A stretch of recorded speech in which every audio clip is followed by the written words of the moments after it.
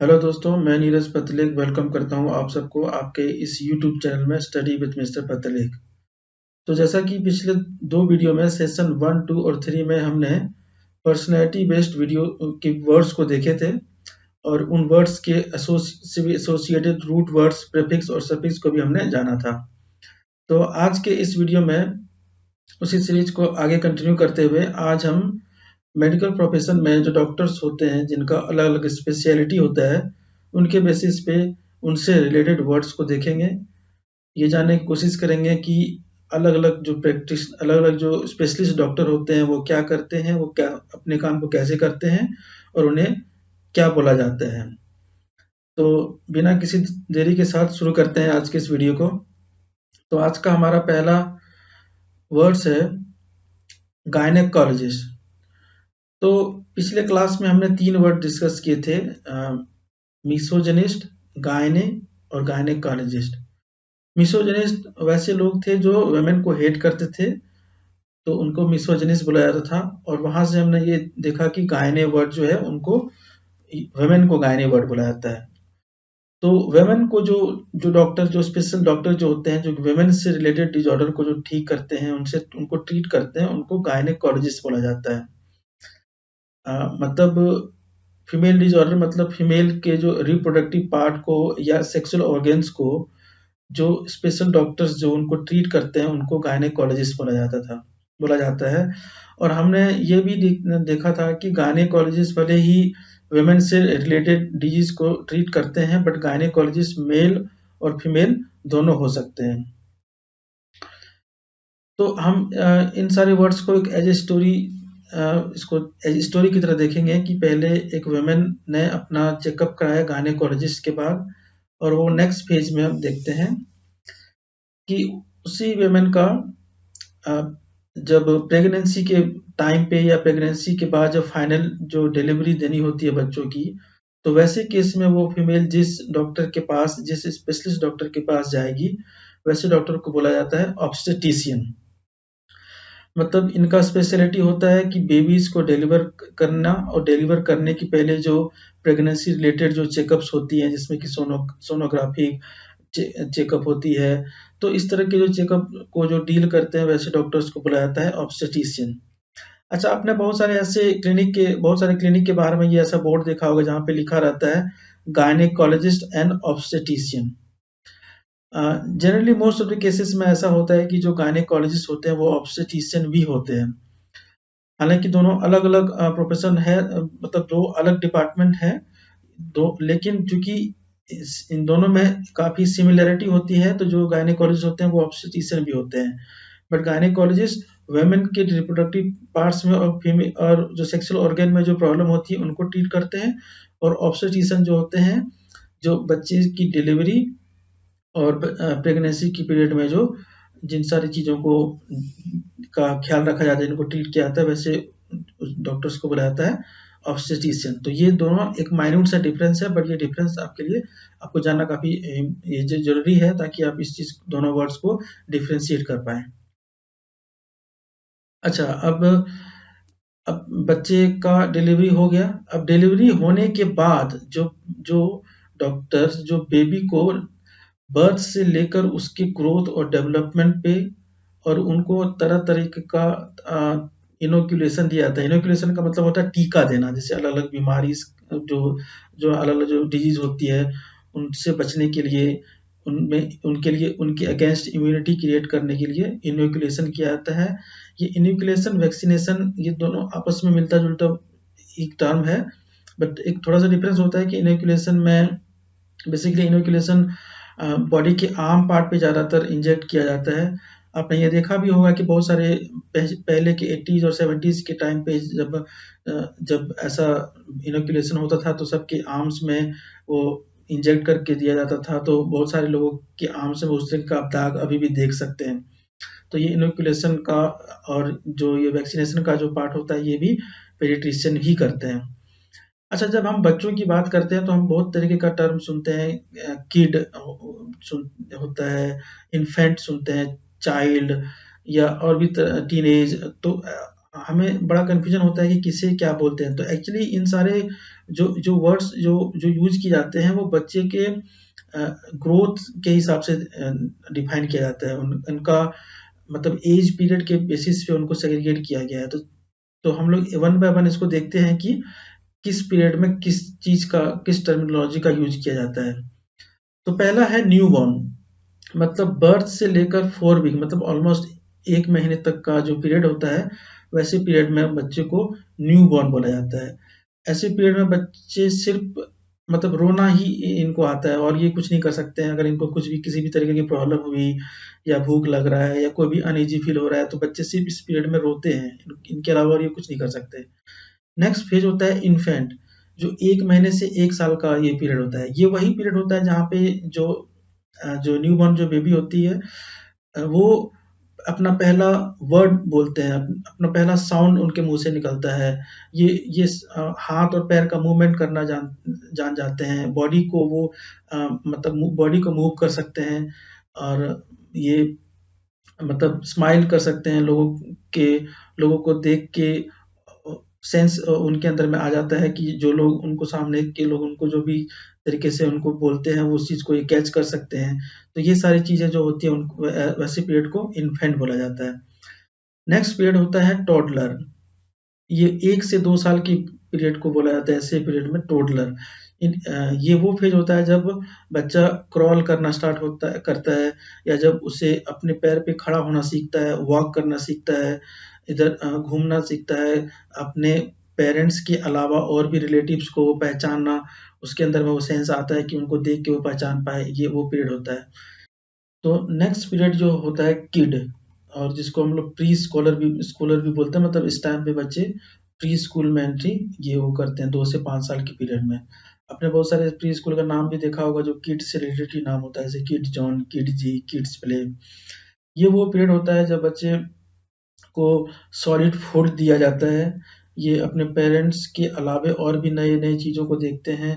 Words को ये 1 से ज़्यादा वर्ड्स को ये बोल सकते हैं, सीख सकते हैं, नंबर्स को ये सीख सकते हैं, नंबर्स को ये बोल सकते हैं। तो वैसे पीरियड को बोला जाता है किड, वैसे बच्चों को किड बोला जाता है। नेक्स्ट होता है चाइल्ड, 6 से 12 साल की उम्र के ये जो फेज़ होता है, ऐसे फेज़ में बच्चों को चाइल्ड बोला जाता है ये।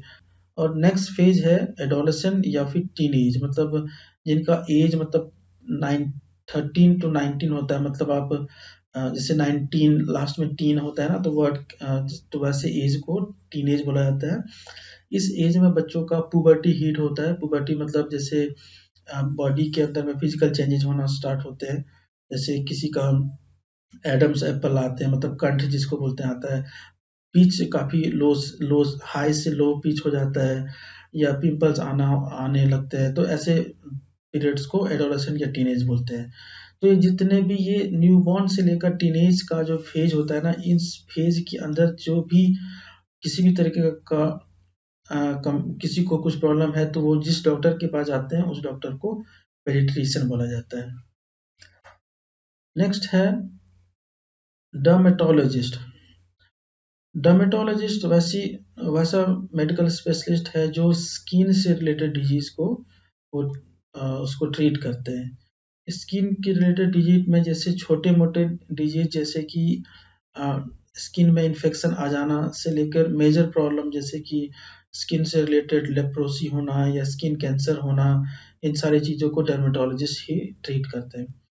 स्किन हमारे बॉडी का सबसे लार्जेस्ट ऑर्गन है। ये सबसे ज़्यादा एरिया भी कवर करता है और सबसे ज़्यादा वॉल्यूम भी इसी ऑर्गन का होता है। तो इसलिए स्किन हमारे बॉडी का काफ़ी इम्पोर्टेंट पार्ट है, तो इसके लिए एक अलग डिपार्टमेंट ही है।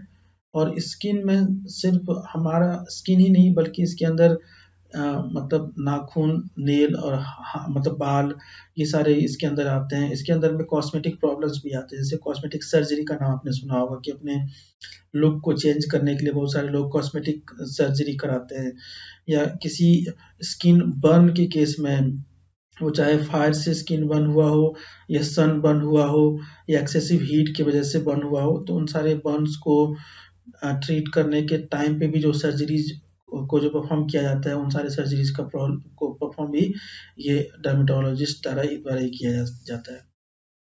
नेक्स्ट है ऑप्थेल्मोलॉजिस्ट। ऑप्थेल्मोलॉजिस्ट मतलब वैसा डॉक्टर, वैसा प्रोफेशन जहाँ पे विजन के डिसऑर्डर को वो ट्रीट करते हैं। जैसे किसी को मायोपिक है, मियोपिक है, जिसको हम लोग बोलते हैं शॉर्ट साइडनेस और नियर साइडनेस। तो वैसे एस्टिग्मेटिज्म, इस तरीके के प्रॉब्लम को जो जिनको कि अगर ग्लास की ज़रूरत है तो वो ग्लास देते हैं, या दवाई की ज़रूरत है तो दवाई देते हैं। और ये सर्जरी भी परफॉर्म करते हैं, जैसे कैटरेक्ट सर्जरी होती है, लेसिक सर्जरी होती है। तो इन तरह की जो सर्जरी, जो आई सर्जरी होती है, वो ये सर्जरी भी ऑप्थेल्मोलॉजिस्ट ही करते हैं। ऑर्थोपेडिस्ट और ऑर्थोपेडिस्ट, ये दोनों एक ही वर्ड है, बट स्पेलिंग का एक ए और ई का डिफरेंस है। ये डिफरेंस बेसिकली ब्रिटिश और अमेरिकन इंग्लिश का डिफरेंस है। ये पहला जो है ये ब्रिटिश इंग्लिश है, और सेकंड जो है वो अमेरिकन इंग्लिश है। ये तो चूंकि हमारा इंग्लिश जो हमें इंग्लिश हमें ब्रिटेन से ही मिला है, और हमारा एजुकेशन सिस्टम भी ब्रिटिश इंग्लिश को ही फॉलो करता है, तो हम ब्रिटिश इंग्लिश को ही फॉलो करेंगे। तो ये हमारे लिए ज़्यादा ज़रूरी है याद रखना स्पेलिंग में। लेकिन अगर ये भी कहीं दिख जाता है तो इसका मतलब ये स्पेलिंग में मिस्टेक नहीं है, ये भी सही है। तो ये वैसे डॉक्टर्स होते हैं जो अपने स्केलेटल स्ट्रक्चर को, बॉडी के बोन फ्रैक्चर जब किसी को हो जाए, या स्लिप डिस्क हो, या स्पाइन का जो कर्वेचर होता है उसमें किसी तरह की प्रॉब्लम आए, तो उन सारी चीज़ों को ट्रीट कर जो करते हैं उनको ऑर्थोपेडिस्ट बुलाता है। बेसिकली ये जो हड्डियों के जो डॉक्टर जिनको हम बोलते हैं, बहुत सारे आपने क्लिनिक के सामने या ऐसे आपने बोर्ड में देखे होंगे कि जो हड्डियों के जो डॉक्टर्स होते हैं, तो उनको ऑर्थोपेडिस्ट बोला जाता है। नेक्स्ट है कार्डियोलॉजिस्ट। अच्छा, कार्डियोलॉजिस्ट मतलब जो वैसे डॉक्टर जो जिनका स्पेशलिटी होता है हार्ट से रिलेटेड डिजीज को लेके, और हमारा सर्कुलेटरी सिस्टम। हमारा हार्ट और सर्कुलेटरी सिस्टम जो हमारे बॉडी का मेन पार्ट है।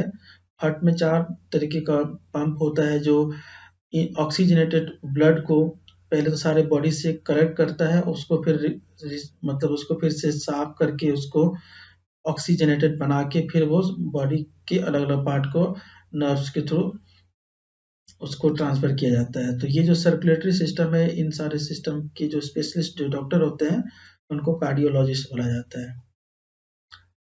और नेक्स्ट है न्यूरोलॉजिस्ट। हमारा ब्रेन काफ़ी न्यूरॉन से और नर्व सिस्टम से बना है।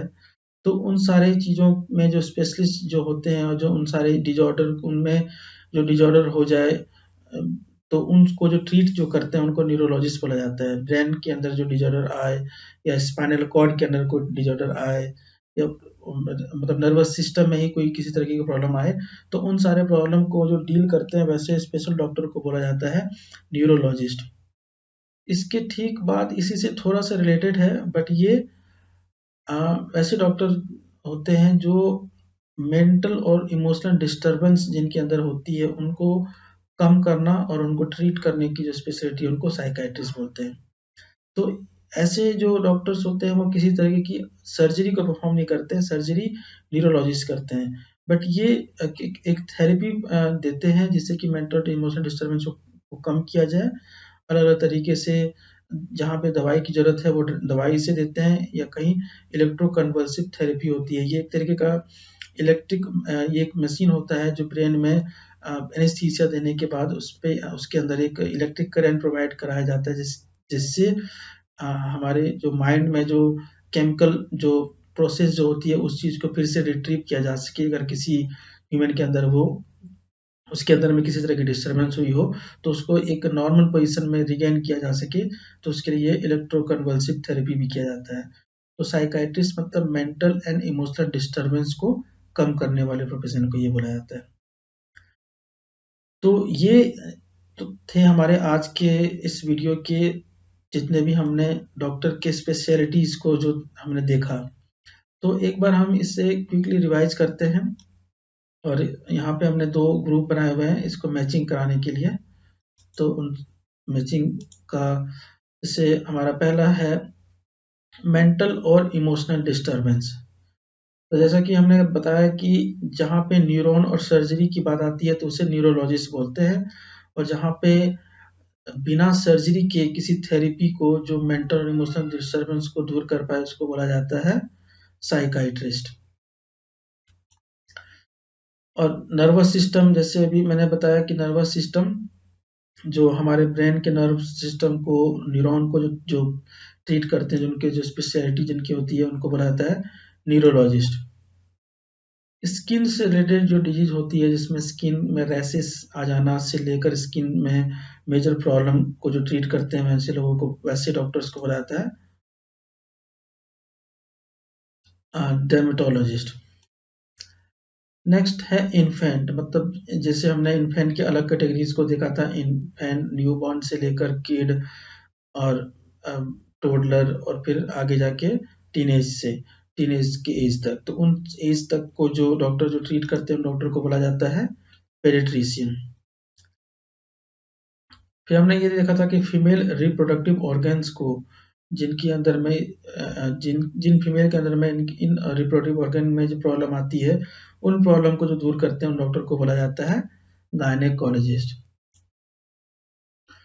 वैसे डॉक्टर जो आई के बारे में, जो आई के स्पेशलिस्ट होते हैं, जो आई में विजन को लेके या किसी मेजर सर्जरी को लेके, जैसे कैटरेक्ट सर्जरी है या लेसिक सर्जरी है, तो ऐसे डॉक्टर को बोला जाता है ऑप्थेल्मोलॉजिस्ट। और हार्ट से रिलेटेड जो हमारा सेंट्रल सर्कुलेटरी सिस्टम है, उन पे जिनकी स्पेशलिटी होती है, वैसे डॉक्टर को बोला जाता है कार्डियोलॉजिस्ट। ये तो पहले से ही मैच है। और गायनेकोलॉजिस्ट से रिलेटेड एक और प्रोफेशन था, जो प्रेगनेंसी और चाइल्ड बर्थ के दौरान जो डिलीवरी जो बच्चों की होती है, उन सब चीज़ों को जो ट्रीट करते हैं, उनको बोला जाता है ऑब्स्टेट्रिशियन। और लास्ट है हमारा स्केलेटन सिस्टम, जिसमें हमने हड्डियों के बारे में देखा था, जो बोन में फ्रैक्चर हो जाए या स्लिप डिस्क हो या स्पाइनल कॉर्ड हो, तो इन सारे चीज़ों में जो स्पेशल होते हैं, उनको बोला जाता है स्केलेटल सिस्टम है, जो इनको बोला जाता है ऑर्थोपेडिस्ट। तो इतने सारे हमने आज डॉक्टर्स के प्रोफेशन के बारे में जाना। और नेक्स्ट वीडियो में हम ये भी देखेंगे कि इनसे, इन वर्ड्स से रिलेटेड जितने भी रूट्स वर्ड है, और उन रूट वर्ड्स से जो भी वर्ड्स जो हमें और देखने को मिलेगा, और उनके साथ साथ जो प्रीफिक्स और सफिक्स जो हमें देखने को मिलेगा, वो हम नेक्स्ट वीडियो में डिस्कस करेंगे। आज की वीडियो में बस इतना ही, और आप सबको बहुत बहुत धन्यवाद। आप इस वीडियो को लाइक करना, शेयर करना अपने फ्रेंड्स और फैमिली के साथ, और इस चैनल को अगर आपने सब्सक्राइब नहीं किया है, तो आप इसे सब्सक्राइब भी कर दें। तब तक के लिए आप सबसे अलविदा, मिलते हैं नेक्स्ट वीडियो में। Thank you.